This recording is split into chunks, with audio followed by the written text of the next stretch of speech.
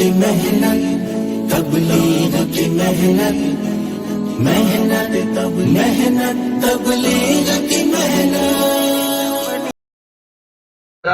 میں کہتا ہوں یہ نماز کا کمال نہیں ہے. اگر آپ کوئی عمارت قائم کریں اور درمیان کا ستون قائم نہ کریں تو یہ عمارت گر جائے گی. بالکل میں کہنا چاہتا ہوں کہ اگر ایک رکوع کم ہو گیا، سجدہ کم ہو گیا تو نماز فاسد ہو گئی. سوال اس کا نہیں ہے کہ نماز افعال سے مکمل ہوتی ہے. سوال اس بات کا ہے کہ اگر نماز میں اطمینان ہے تو نماز قائم ہوئی ہے، نماز میں اطمینان نہیں ہے تو نماز قائم نہیں.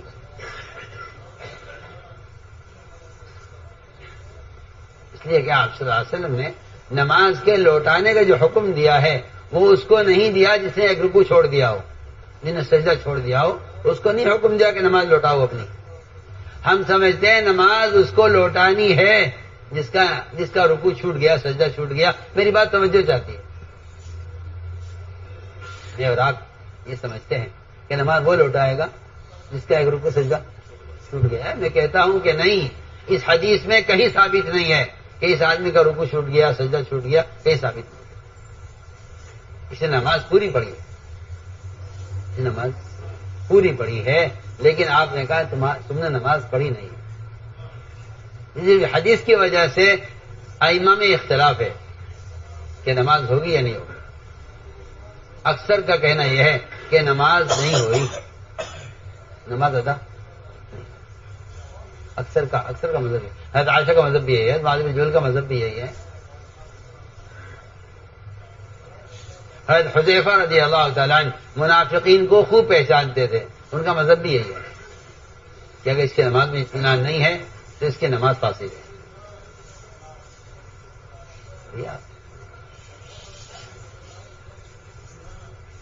اور یہاں تک کہہ گیا حذیفہ رضی اللہ تعالیٰ عنہ کہ اگر اس جلدی کے نماز پر تو مر گیا تو تیری موت اس دین پر نہیں ہوگی جو دین محمد صلی اللہ علیہ وسلم لے کر آئے.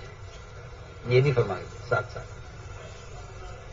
تو میں کہنا چاہتا ہوں کہ ارجع صلی فإنک لم تصلی، یہ جو امر ہے یہ امر اس کے لیے نہیں تھا کہ آپ نماز دہرائی، آپ کی نماز نہیں ہوئی، کہ اس نے رکوع چھوڑ دیا، سجدہ نہیں، بالکل نہیں. اس نے افعال پورے کیے ہیں. افعال کا پورا ہونا نماز کا کمال نہیں ہے. میں یہ کہنا چاہتا ہوں. آپ کو اشکال ہو رہا ہے بیٹھے بیٹھے خام خیر. افعال کا پورا ہونا، میں اور آپ ناقص نماز پر مطمئن ہیں، اور اس کا حشر ہمارے دین پر جو پڑ رہا ہے، جس سے دین بگڑ رہا ہے، ہمیں کبھی خیال بھی نہیں آتا اس کا کہ میرے دین کے بگڑنے کا تعلق میری نماز سے ہے. کبھی اس کا خیال بھی نہیں آتا کسی کو. میرے دین کا بگڑنے کا تعلق میری نماز سے ہے، اس کا کسی کو خیال بھی نہیں آتا. وجہ یہ ہے کہ یہ اپنا مقابلہ بے نمازی سے کر رہے ہیں، فاسق سے. میں پڑھتا ہوں، یہ پڑھتا نہیں ہے. آپ کو پتہ ہی نہیں ہے کہ آپ پڑھنے کے باوجود آپ سے کہا جا رہا ہے کہ آپ نماز پڑھیے. تو بات یہ تھی، میں نے کہا جی نماز قائم کرتے ہیں. کہ نماز کیا قائم کرنا یہ ہے کہ نماز اس کی زندگی کو بدلے. اقیم الصلاۃ ان الصلاۃ تنہی عن الفحشاء والمنکر، کہ نماز قائم کرو. قائم نماز وہ ہے جو تمہاری زندگی کو بدلے. قائم نماز کون سی ہے؟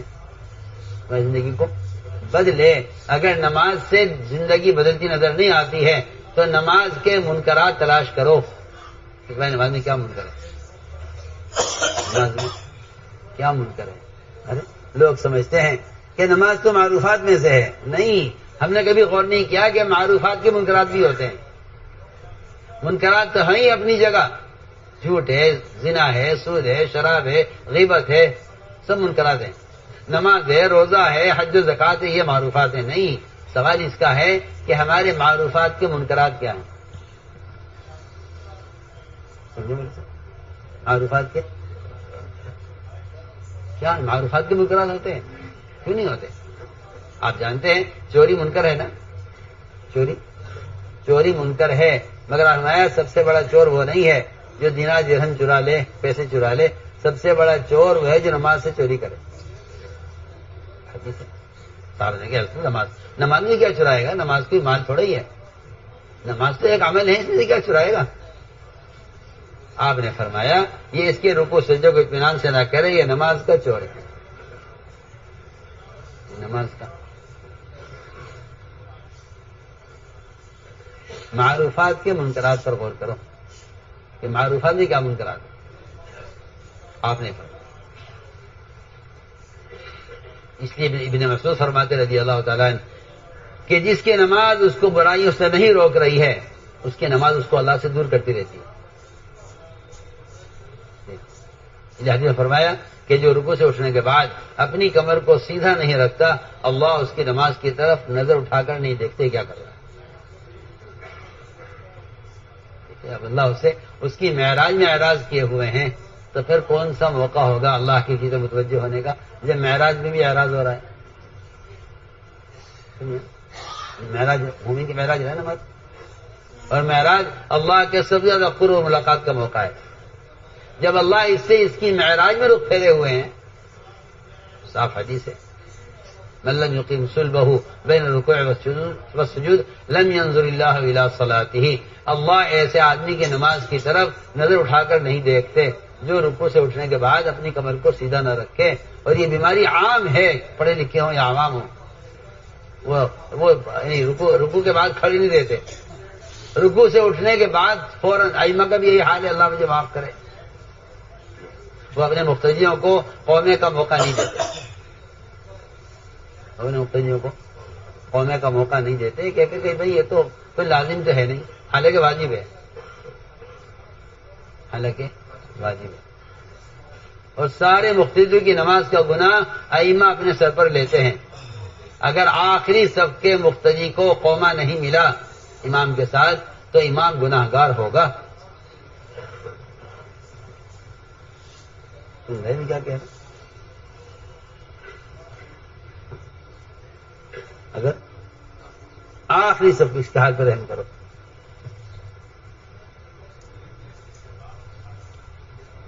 اگر آخری صف کے مقتدی کو قومہ نہیں ملا امام کے ساتھ، ظاہر بات ہے کہ وہاں تک آواز پہنچے گی امام کی، پھر وہ سنے گا، پھر وہ اٹھنا شروع کرے گا، اتنی دیر امام سجدے میں چلا جائے گا۔ امام گناہ گار ہے اگر مقتدی کو قومہ نہیں ملا۔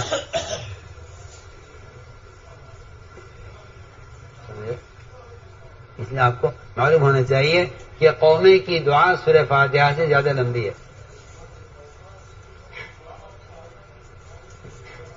قومے کی دعا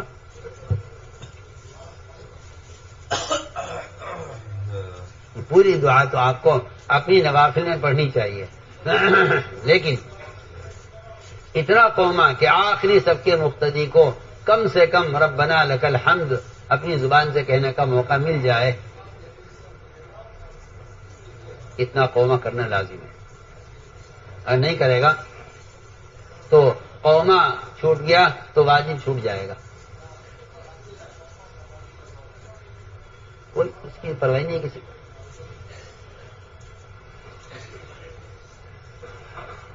تو میں نے عرض کیا کہ یہ نماز میں جلدی کرتا ہے، پھر یہ اس کی نماز کی بددعا اس کے اسباب کو لگتی ہے۔ سب سے زیادہ یعنی نظام جو دنیا کا برباد ہوتا ہے اس کی کمائی کے نقشوں کا، وہ صرف نماز کی بددعا سے۔ یہ اسباب کے لیے نماز چھوڑتا ہے یا بگاڑتا ہے، پھر نماز اس کے اسباب کے لیے بددعا کرتی ہے۔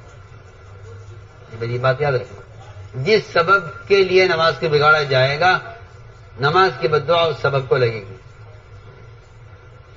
نماز کی بددعا اس سبب کو لگے گی، چاہے وزیر ہو، چاہے وہ وکیل ہو، چاہے وہ تاجر ہو، چاہے وہ زمیندار ہو، سرمایہ دار ہو، جتنے بھی ان دنیا والوں کے نقشے ٹوٹتے ہیں وہ نماز کے بگڑنے سے ٹوٹتے ہیں۔ یہ نماز کی بددعا ہے حدیث میں، اس کو ایسا برباد کر جس نے مجھے برباد کیا۔ اور سب سے پہلے نماز کی بددعا ان اسباب کو لگتی ہے جن اسباب کے نماز کو بگاڑا جاتا ہے۔ تو میں نے عرض کیا دو ہیں نماز کے قائم کرنے کا مطلب، دو ہیں حدیث میں، ایک نماز کو درست کرنا، ایک نماز کو رائج کرنا، ہر مسلمان کو نماز پر لانا۔ یہ بھی یہ نماز کو قائم کرنے کا حکم مطلب یہ ہے، نماز کو رائج کرو۔ نبی کی دعا ہے ربنا لیقیموا الصلاۃ، جی ہاں، یہ اس کا مطلب یہ نہیں تھا کہ انفرادی نماز پڑھا کریں اپنی، نہیں، نماز قائم کریں. نماز کا قائم کرنا، نماز کو رائج کرنا ہے. اگر مسلمان نماز پر مجتمع نہیں ہے، نماز قائم نہیں ہے. نماز اگر مسلمان نماز پر مجتمع نہیں، آپ دیکھیں نا، صف میں لوگوں کے کھڑے ہو جانے کو اقامت کہتے ہیں. قد قامت الصلاۃ، قد قامت الصلاۃ.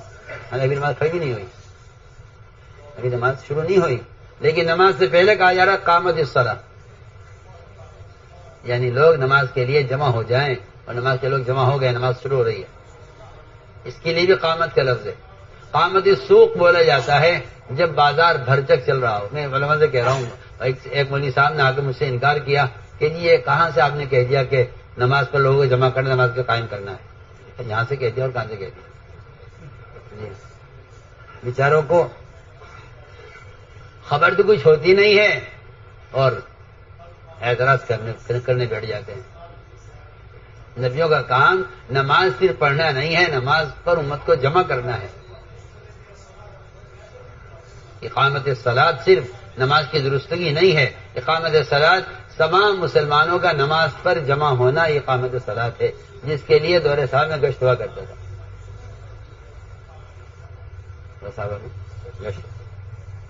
چنانچہ نے کہا جب نماز قائم کرتے ہیں،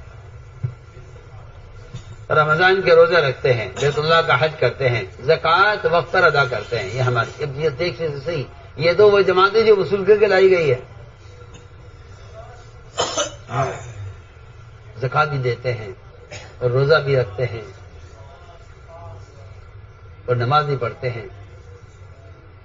ہمیں حج کی فضیلت بھی معلوم ہے. یہ سارے اعمال ہم کرتے ہیں. اور یہ کہا جی 5 باتیں ہمارے اندر زمانے جاہلیت سے ہیں، آج تک بھی ان پر عمل کرتے ہیں. اگر آپ کہیں تو چھوڑ دیں، کہیں تو باقی رکھیں. ہمارے وہ کیا ہیں کہ یہ پہلے کوئی نبی چلے جاتے تھے تو ان کے جانے کے بعد کچھ خصلتیں، کچھ اعمال قوم کے اندر باقی رہ جاتے تھے. جب وہ نبی چلے جاتے تھے دنیا سے تو رفتہ رفتہ دین مٹنے لگتا تھا، کچھ اعمال باقی رہ جاتے تھے. میں نے کہا جی زمانے جاہلیت سے ہمارے اندر صبر ہے،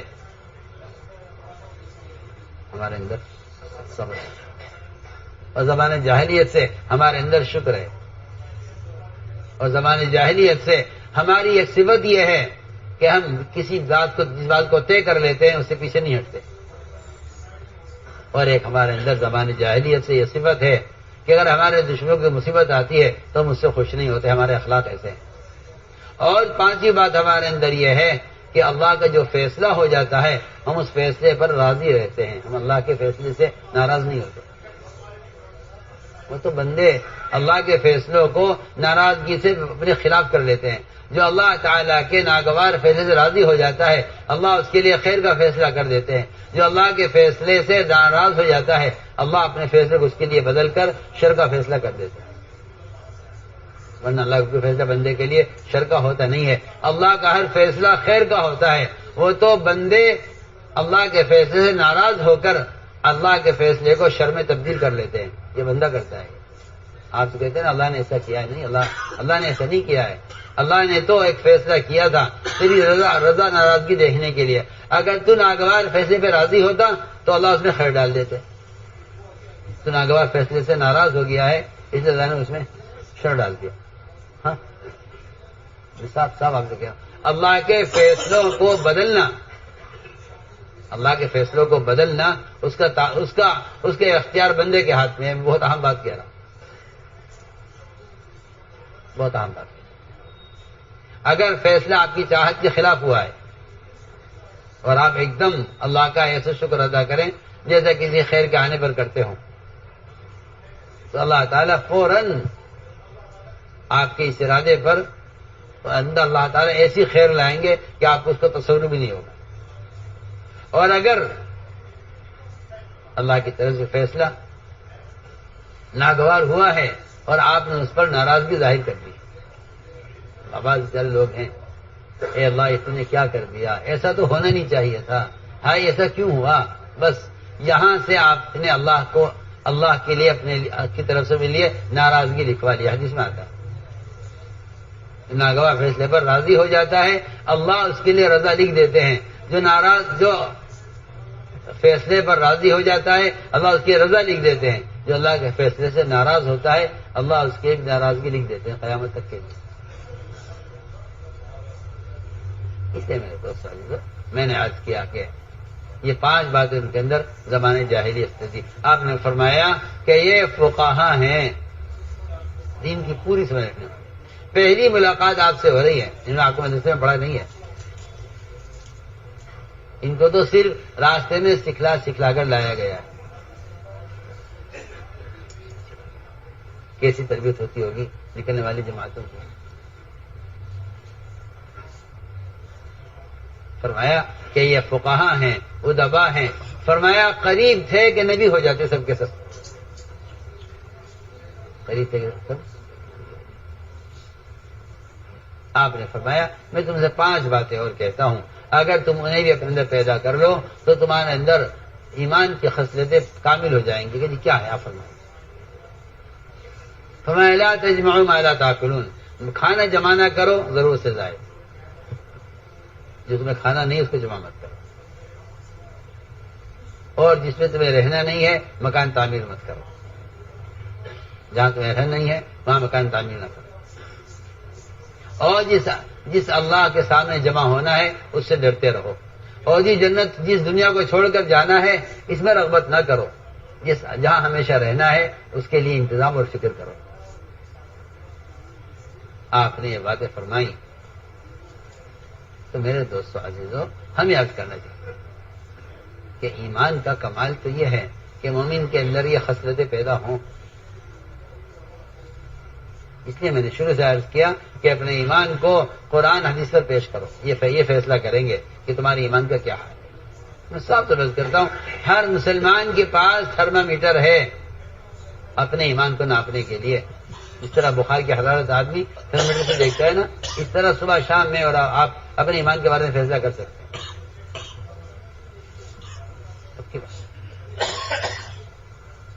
ایمان کے بارے میں آسانی کے ساتھ کہ اللہ کے احکام کا پورا ہونا اور نبی کی سنتوں کا ظاہر ہونا یہ ایمان کے وجود کی علامت ہے۔ ایمان کے وجود کی علامت 2 علامتیں ہیں ایمان کے وجود کی، میری بات آپ ذرا توجہ سننا۔ 2 علامتیں ہیں ایمان کے کمال کی، ایک اتباع سنت، یہ ایمان کمال کی علامت ہے، اور دوسری علامت ایمان کے وجود کی دعوت ہے۔ کیا دعوت؟ اگر آپ دوسروں کو دعوت دے رہے ہیں تو یہ آپ کے اندر ایمان کے ہونے کی علامت ہے۔ اگر آپ دعوت نہیں دیتے میں اللہ کی قسم کھا کر کہہ سکتا ہوں کہ آپ کے اندر ایمان کا کمال نہیں ہے۔ پکی بات، آپ کا ایمان اتنا ضعیف ہو چکا ہے، اتنا بیمار ہو چکا ہے کہ اب آپ کی کسی آدمی کو دعوت دیں گے زبان نہیں ہلتی، یہ آپ کے ضعف ایمان کی علامت ہے۔ پڑھیے آپ حدیث پڑھیے، اگر آپ کسی کو معروفات پر آمادہ نہیں کرتے، آپ کسی کو منکر سے نہیں روک رہے ہیں، اس کا مطلب یہ ہے کہ آپ کے پاس درمیان درجے کا ایمان بھی نہیں ہے۔ آپ جس ایمان کی طرف سے مطمئن ہو کر بیٹھے ہوئے ہیں نا، حدیث پڑھیے، آپ کو پتہ چلے گا کہ اگر آپ زبان سے لوگوں کو دعوت نہیں دے رہے تو آپ کے پاس درمیان درجے کا ایمان بھی نہیں ہے۔ آپ یہ خیال مت کیجئے کہ میں نماز پڑھ رہا ہوں میرے پاس ایمان ہے، اور میں روزہ رکھ رہا ہوں میرے پاس ایمان ہے، نہیں۔ آپ پڑھیے حدیث، انفرادی اعمال ایمان کے کمال کی علامت نہیں ہے۔ اپنی ذات سے نیک عمل کرنا ایمان کے عمل کی علامت، انفرادی اعمال کرنا آپ کے مسلمان ہونے کے لیے تو کافی ہو سکتا ہے، لیکن آپ کے ایمان کا کمال آپ کے انفرادی اعمال کرنا نہیں ہے۔ آپ کے ایمان کے کمال کی علامت یہ ہے، آپ کے کمال ایمان کی علامت یہ ہے کہ آپ دوسروں کو نیکی پر آمادہ کرتے ہیں، آپ دوسروں کو نیکی پر آمادہ کرتے ہیں۔ یہ آپ کے ایمان کے کمال کی علامت ہے کہ آپ دوسروں کو نیکی پر آمادہ کرتے ہیں، اور یہ آپ کے ایمان کے کمال کی علامت ہے کہ آپ منکر کو دیکھ کر بے چین ہوتے ہیں۔ علماء نے لکھا ہے اگر کسی منکر کو دیکھ کر غصہ نہیں آتا آپ کو تو آپ کے ایمان کا ذائقہ ختم ہو چکا ہے. سن رہے؟ بڑا میں نے لکھا ہے اگر منکر کو دیکھ کر آپ کو غصہ نہ آئے تو آپ کے ایمان کا ذائقہ ختم ہو چکا. ذائقہ ختم ہو چکا. ذائقہ جبکہ ذائقہ پیٹ بھرنے کو ذائقہ نہیں کہتے, چکھنے کو ذائقہ کہتے ہیں. آپ بتائیے, آپ کھانا پیٹ بھر کے کھائیں یا آپ ایک لقمہ چکھیں تو کون سا زیادہ ہے؟ حدیث میں تو یاد رکھے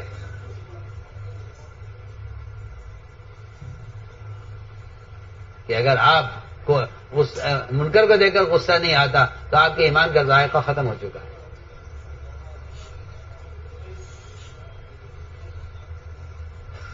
ایمان کا ذائقہ ختم ہو چکا. اس لیے ہم نے عرض کیا کہ دوسروں کو دعوت دینے کا تقاضا ہونا یہ آدمی کے درمیانہ ایمان کی علامت ہے کہ اگر درمیانہ ایمان ہے تو آپ لوگوں کو جا کر زبان سے دعوت دیں. یہ آپ کا کون سا ایمان ہے؟ درمیانہ درجے کا ایمان, اور درمیانہ جہاد ہے. یہ حضرت علی کا قول ہے کہ زبان سے لوگوں کو نیکی پر آمادہ کرنا, یہ زبان سے لوگوں کو منکر سے روکنا, یہ درمیانہ جہاد ہے. جہاد کی 3 قسمیں حضرت علی کا قول ہے. ہم تو ایک ہی چیز سمجھتے ہیں, بس کافروں سے جا کے قتال کر لو, اس پر جہاد کو سمجھ لیا ہے, اور باقی جو محنت تھی دین کے قائم کرنے کی وہ چھوڑ دی ہے. آج کل کے مسلمانوں کو یہ غلط فہمی ہوئی ہے کہ جہاد صرف قتال کرنے کا نام ہے. حالانکہ قتال مولوی صاحب جہاد کا آخری مرحلہ ہے, آخری فرض ہے. جزیے کے بعد کا مرحلہ ہے قتال, اور وہ بھی ان سے ہے جو آپ کے مقابل آ جائیں یا آپ کے دین میں رکاوٹ بنے, ورنہ کسی غیر مسلم کو مسلمان بنانے کا کیا تلوار سے کوئی تعلق نہیں ہے. یہ غلط خیال ہے لوگوں کو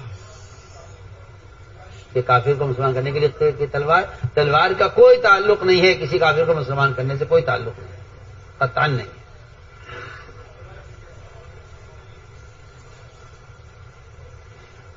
تو اگر کوئی آپ کے مقابل آ جائے اور آپ کے کام میں رکاوٹ بنے تو رکاوٹ کو ہٹانے کے لیے ہے, وقتی چیز, ورنہ اسلام تلوار سے نہ پھیلائے نہ آئندہ پھیلے گا. تلوار تو دفاع کے لیے ہے, تلوار تو راستے سے رکاوٹ ہٹانے کے لیے ہے. فَإِن قَاتَلُوكُمْ فَاقْتُلُوهُمْ, اگر وہ آپ سے قتال کریں تو آپ قتال کیجئے. اور ہر ایک کے لیے کوئی بھی اگر کسی کی جان مال کو نقصان پہنچائے گا تو اس کے لیے فرمایا یہ اپنی جان کی حفاظت میں یا مال کی حفاظت میں شہید قتل کیا گیا وہ شہید ہے. ٹھیک ہے, من خود دون نفسی فهو شہید, من خود دون مالی فهو شہید. بڑی حدیث. اور اس زمانے کے لوگوں کو دھوکہ لگا ہے کہ بھائی وہ تو نفر کا جو حکم تھا وہ تو قتال کے زمانے میں تھا جب کافروں سے قتال نکلا جاتا تھا. جی ہاں, میں حیران ہوں اس زمانے کے لوگوں پر کہ جو سمجھتے ہیں کہ نکلنے کا امر قتال کے لیے ہے اور اس میں تاخیر کرنے پر وعید قتال کی وجہ سے تھی. غلط خیال, آپ کا خیال غلط. اللہ کے راستے کا نفر اقامت دین کے لیے ہے. اللہ کے راستے کا جو نفر ہے وہ اللہ کے کلمے کو بلند کرنے کے لیے ہے. اللہ کے راستے کا جو نفر ہے وہ دین کو قائم کرنے کے لیے ہے. تعلیم دین کے لیے بھی نہیں ہے بلکہ اقامت دین کے لیے ہے. تعلیم دین تو ابتدائی مرحلہ ہے, میں تو آپ کو سارا قصہ عرض کر چکا ہوں. یہ سارا دین سکھلا دیا باہر نکل کر. حضرت خالد نے جرجہ جو مشرکین کی فوج کا سپہ سالار تھا میدان سے لے کر اپنے خیمے لے جاتے نماز سکھلا دی. ایسا ابتدائی مرحلہ ہے تعلیم تبلیغ کا, جسے لوگ سمجھتے ہیں بس اس کو سکھلانے کے لیے جماعت میں نکالتے ہیں اور سیکھنے کے اور بھی راستے ہیں, پھر کیا دوسرے نکلنے کی, یا لوگوں کا خیال ہے. حالانکہ میرے دوستوں عزیزوں میں کچھ اور عرض کر رہا ہوں کہ نکلنا اقامت دین کے لیے ہے. نکلنا اقامت دین کے لیے. مسلمان کو نکلنے کا جو اصل مقصد ہے امر معروف نہی منکر ہے, جس کا مکلف مسلمان ہی ہے. اس کا مکلف مسلمان ہی ہے. تو اس لیے نکلنا اللہ کا امر ہے اور یہ اپنی بات یہ بات جگہ اٹل ہے کہ دوسروں کو دعوت دینا اپنے ایمان کی تکمیل کا سبب ہے، اپنے ایمان کی تکمیل کا سبب ہے۔ تأمرون بالمعروف وتنہون عن المنکر وتؤمنون باللہ، اللہ پر ایمان چاہتے ہو تو پھر تمہارے ذمہ دو کام ہیں کہ بھلائی کا حکم کرو، برائی سے روکو، اور اس کو آپ اگر خود نہیں کریں گے تو اللہ کی قسم یہ فریضہ ادا نہیں ہوگا۔ چاہے آپ پمفلیٹ چھاپ لیں، آپ کتابیں چھاپ لیں، آپ اخبار میں ایک کالم ہم معروف کا دے دیں، خدا کی قسم یہ نہ دعوت ہے نہ تبلیغ ہے، کچھ نہیں ہے۔ یہ آپ نے ایک گورکھ دھندا بنایا ہے اور اس میں آپ کھیل میں لگے ہوئے ہیں اور آپ اس کو تبلیغ کا طریقہ سمجھتے ہیں، یہ آپ کی غلطی ہے۔ صاف آپ سے کہتا ہوں کھل کر، جس طرح نماز کا فریضہ آپ کے بدن کے استعمال کیے بغیر ادا نہیں ہوگا، اس طرح دعوت کا فریضہ کسی قلم سے کسی کتاب سے ادا نہیں ہوگا۔ یہ بات اپنی جگہ اٹل ہے اور آپ کے پاس اس کے خلاف کوئی دلیل نہیں، آپ کو یہ بات ماننی پڑے گی۔ آپ اس چکر میں ہیں کہ اور بھی ذرائع ہیں دین کے پھیلانے کے، کیا کہ صرف خروج ہے گیا کہ ہاں قسم کھا کر کہتا ہوں کہ اگر آپ کے نماز پڑھنے کے لیے آپ کے بدن کے استعمال کے علاوہ اور کوئی راستہ نماز پڑھنے کا نہیں ہے تو پھر نبی کا جو دعوت ہے اس میں آپ خود جا کر دعوت دیے بغیر اور کوئی ذریعہ دعوت کے پہنچانے کا نہیں ہے۔ یہ جو آپ کو ایک ضد ہے کہ نہیں جی اور بھی راستے ہیں، میں آپ کو بتانا چاہتا ہوں صاحب، المعروف و نہی منکر وہ اسلام کا وہ فریضہ ہے جو آپ کے بدن کے استعمال کیے بغیر ادا نہیں ہوگا، نماز اور روزے کی طرح۔ یہ آپ کا خیال غلط ہے کہ ہمارے پاس آلات اور ذرائع ہیں جیسے ہم دین کی باتیں پھیلاتے ہیں، یہ بھی تبلیغ ہے۔ میں کہتا ہوں کہ آپ کہیں ثابت کر دیجئے، کسی نبی سے ثابت کر دیجئے، کہیں ثابت نہیں ہے۔ کسی پوری میں سارے قرآن حدیث پڑھ کے دیکھ لیا، مجھے تو کہیں ملا نہیں۔ جس طریقے پر آپ مصر ہیں وہ طریقہ کہیں ملتا نہیں ہے سیرت میں، نہ قرآن میں نہ حدیث میں، کہ آپ بیٹھ جائیں مدینے میں اور آپ یہاں سے دین لکھ کے بیچتے رہیں لوگوں کو تاکہ دین پھیل جائے۔ عبداللہ بن عمر کو ایک صاحب نے لکھا کہ مجھے علم کی بات لکھ کر بھیجے، فرمایا علم لکھ کر بھیجنے کی چیز نہیں ہے، یہاں آؤ ماحول میں آ کر دین سیکھو۔ یہ آپ روایتیں پڑھیے۔ اس لیے ہم آپ سے صاف بحث کر رہے ہیں کہ اصل میں لوگوں کی خوشامد کرنا دعوت ہے، دین کی بات سے مطلع کر دینا دعوت نہیں ہے۔ دین کی بات سے لوگوں کو باخبر کر دینا یہ اخبار کی چیز ہی نہیں ہے، یہ اخبار کی چیز ہی نہیں ہے، صاف صاف سے کہہ رہا ہوں، یہ اخبار کی چیز ہی نہیں ہے، یہ نشر و اشاعت کی چیز ہی نہیں ہے۔ نشر و اشاعت نے تو امت کو غافل کیا ہے، کیونکہ تحریر سے تذکیر نہیں ہوتی، تحریر سے تذکیر نہیں ہوتی۔ تذکیر کا جو امر ہے وہ مومن کے لیے ہے، نبی کے لیے ہے۔ ذکر، آپ جا کر یاد دلائیے لوگوں کو، ذکر فی الذکری تنفع المؤمنین، کہ جو نفع ہے ایمان والوں کے لیے وہ آپ کا جا کر لوگوں کو خود جا کر یاد دلانا ہے۔ اور ایسا کا ملفوظ چھپا ہوا ہے کہ کان میں بات ڈالنا تبلیغ نہیں، کان میں بات ڈالنا بڑھیا ملفوظ۔ اور رہا قلم کہ جی آپ قلم کے ذریعے دین پھیلا دیں گے تو قلم کا چلنا تو قرب قیامت کی نشانی ہے۔ ہاں بڑھیا حدیث، 5 علامتیں قیامت کے قریب آنے کی، اس میں سے ایک علامت آپ نے بیان کی کہ ہر ایک کے ہاتھ میں قلم ہوگا، ہر ایک لکھے گا۔ میں نے یہ لکھ دیا، اس نے یہ لکھ دیا، اس نے یہ لکھ دیا، اس نے وہ لکھ دیا، ادھر کچھ لکھا اس نے اس کے رد میں لکھ دیا۔ جی ہاں، امت ارتداد میں اور پڑھے لکھے لوگ ایک دوسرے کی بات کی تردید میں قلم چلا رہے ہیں۔ کیا کہوں میں آپ سے، دل کی بات۔ اس لیے میرے دوستوں جو یہ ساری نقل و حرکت تذکیر کے لیے ہے، جو خروج کے بغیر اللہ کی قسم کسی اور ذریعے سے ادا نہیں ہو سکتی۔ اگر امت کا 1.5% یا 1% مسلمان مدارس میں ہے تو باقی 99%، 98.5% امت کہاں ہے؟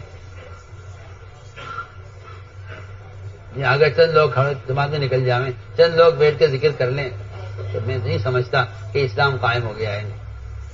میں اور آپ عمل کے ماحول میں رہنے کی وجہ سے سمجھتے ہیں کہ اسلام قائم ہو گیا ہے. ایک مسلمان اگر دنیا میں نماز چھوڑ رہا ہے تو اسلام قائم نہیں ہوا ہے. آپ کہاں سو رہے؟ کیا آپ یہ کہتے ہیں کہ بات پہنچ گئی ہے. میں آپ سے پوچھتا ہوں، حدیث میں فرمایا کہ امت ایک کشتی کی سوار ہے. امت ایک کشتی کی سوار ہے. اگر کشتی میں کوئی سوراخ کرے، کشتی میں کوئی سوراخ کرے اور ان کے ہاتھ نہ پکڑے جائیں. آپ پڑھیے، آپ نے حدیث پڑھیے جو ہے، ان سوراخ کرنے والوں کو اگر نہ پکڑا گیا تو اس کشتی کے سارے نیک لوگ بھی ڈوبے گئے.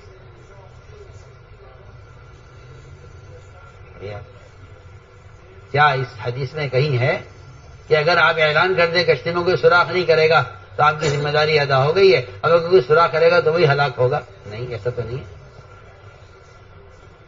ایسا ہے بلکہ سب کے سب ہلاک ہوں گے. اعلان کرنے والے بھی ہلاک ہوں گے، میں کیا آپ سے کہوں، تقریر کرنے والے بھی ہلاک ہوں گے. اور اگر آپ پوسٹر چھاپ کر پوری کشتی میں لگوا دیں کہ کوئی سوراخ نہیں کرے گا کشتی میں، اور آپ کہیں جی میری ذمہ داری پوری ہو گئی ہے، اگر کوئی سوراخ کرے گا تو وہی ڈوبے گا، بتائیے اگر سوراخ کیا لوگوں نے اور آپ نے اشتہار لگا دیے اور پھر کسی نے سوراخ کر دیا تو کیا لوگ بچ جائیں گے؟ یہ آپ کہاں سے لائے؟ یہ آپ کہاں سے لائے نئی بات؟ کیا بازار پوسٹر لگا دے سود کھانا حرام ہے؟ نہیں، سود کھانا حرام ہے، اس کا اعلان دعوت نہیں ہے، اس کی تحریر دعوت نہیں ہے.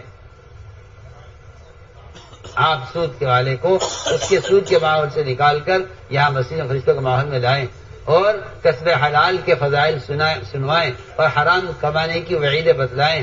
اس سے استعداد پیدا ہوگی سود کو چھوڑنے کی.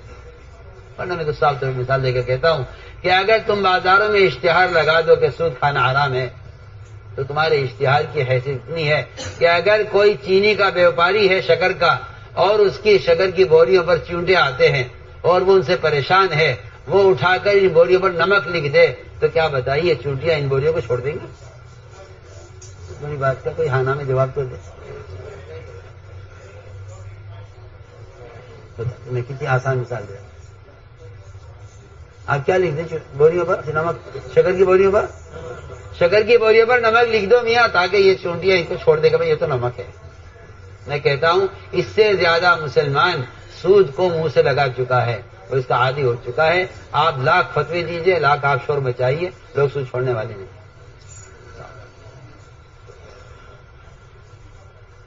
کیوں؟ اس لیے کہ تذکیر کا یہ طریقہ ہی نہیں ہے کہ آپ تحریر سے تذکیر کریں. تحریر تو کسی طالب کو فائدہ پہنچا سکتی ہے، جس میں طلب نہیں ہے اس کو تحریر سے کیا مطلب ہے؟ تحریر تو آپ کو معلومات دے گی نا دین کی. دین کی استعداد، دین کی معلومات میں تو بہت فرق ہے نا. ہم تو دعوت سے عمل کی استعداد پیدا کرنا چاہتے ہیں.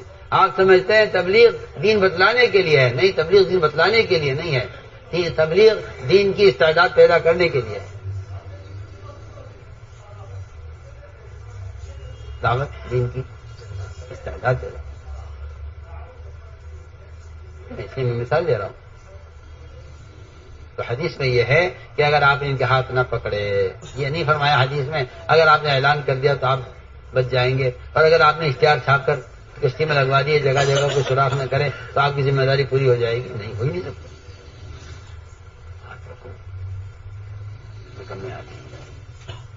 سمجھ رہے نہیں میں کیا کہہ رہا؟ آپ کہیں جی میں نے تو بات پہنچا دی تھی. اس لیے ہم عرض کرتے ہیں کہ خروج اور نفر اس کام کا قوام ہے. اس کام کا قوام ہے خروج اور نفر. اور تذکیر میں استمرار ہے. آپ سمجھاتے رہیے، کوشش کرتے رہیے. کیا کرتے رہیے؟ انبیاء علیہ السلام موت تک کوشش کرتے رہے اپنی اپنی قوم میں.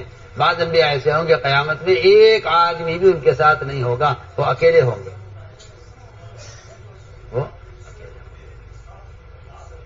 ان کا وہی درجہ ہے جو بڑی امت والے انبیاء کا درجہ ہے. یہ نہیں کہا جائے گا نعوذ باللہ کہ یہ ناکام ہو گئے، نہیں، یہ کامیاب ہے.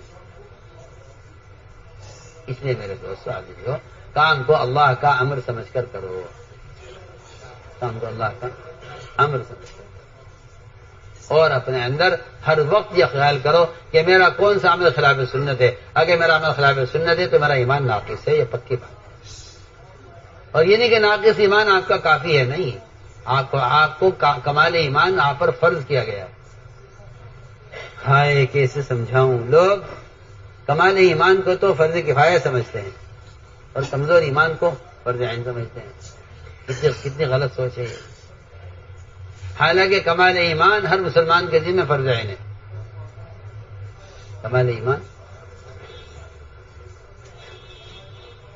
کمال ایمان ہر مومن کے ذمہ فرض عین ہے. کمال ایمان فرض عین ہے. کمال ایمان فرض عین ہے. آپ کا خیال غلط ہے کہ کمال ایمان جس کو مل جائے، ورنہ ہلکا ایمان تو سب کے لیے ضروری ہے. میں اس کو کہتا ہوں غلط سوچے آپ. اس لیے ہم شروع سے کہہ رہے ہیں کہ اپنی زندگی کو کہ میں ایمان کو اتباع سنت میں تلاش کروں. اگر آپ سنت کے متبع ہیں تو پھر آپ ایمان کامل ہے، اور اگر آپ متبع سنت نہیں ہیں تو آپ کا ایمان ناقص ہے. آپ کا ایمان. اسے میرے دوستو عزم کر لو کہ انشاءاللہ ہمیں اس غرض سے کام کرنا ہے. یہ اصل بنیادی غرض ہے. اس کے علماء پہلے قدم اٹھائیں. علماء سال کے لیے آپ کو پیش کریں، جو سال لگا چکے ہیں عرب سال کے لیے پیش کریں، جو عرب سال لگا چکے ہیں 30,000 کے لیے پیش کریں اپنے آپ کو. علماء پہل کریں اس میں. ہم صبح تیسرے سال کے. اللہ فرمائیں. محمد اسماعیل صاحب تیسرے سال کے.